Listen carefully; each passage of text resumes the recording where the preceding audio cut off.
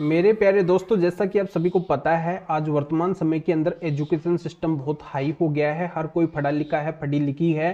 तो ऐसी सिचुएशन के अंदर भी है जो पत्नी अगर मेंटेनेंस के लिए अप्लाई करती है, पति से अगर वो मेंटेनेंस लेना चाहती है, तो पत्नी पति से मेंटेनेंस नहीं ले सकेगी। ऐसी पत्नी को खुद को कमा के खाना पड़ेगा, उसको खुद को अपना काम करना पड़ेगा, उसको खुद को है जो अपनी अर्न करनी पड़ेगी।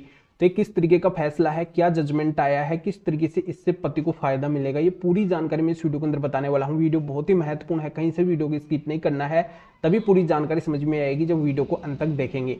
और अभी तक इस चैनल को सब्सक्राइब नहीं करे हैं तो पहले इसको सब्सक्राइब भी करना है और बेल आइकन को भी दबाना है। तो चलिए शुरू करते हैं। तो वेलकम दोस्तों, मैं हूं आपको अपना एडुकुर जितेंद्र।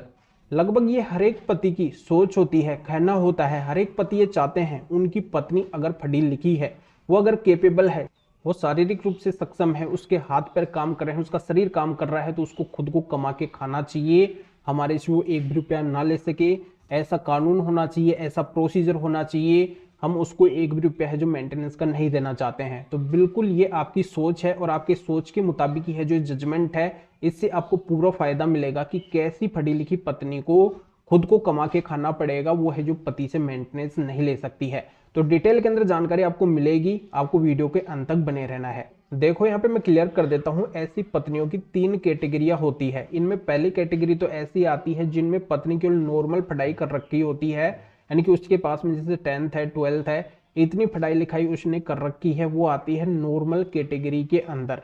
अब दूसरी पत्नियां ऐसी आती हैं जिनके पास में प्रोफेशनल डिग्री होती है, यानी कि वो हाई एजुकेटेड होती है, उनकी जॉब कहीं पे भी लग सकती है। यानी कि जिन आधार की उनके पास में डिग्री है, उसी आधार से है जो अपना जॉब पा सकती है। उनको इतनी कोई भी दिक्कत वगैरह है जो नहीं आएगी, यानी कि प्रोफेशनल क्वालिफिकेशन उनके पास में है।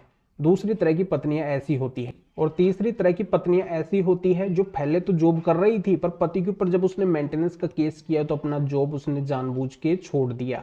तो ऐसी पत्नी केवल जानबूझ के जॉब नहीं कर रही है, वो जॉब कर सकती है, वो अच्छी पढ़ी लिखी है, उसकी पहले जॉब थी, पर अभी वो मेंटेनेंस लेने के लिए जॉब नहीं कर रही है। तो ये होती है तीसरी तरह की पत्नियां।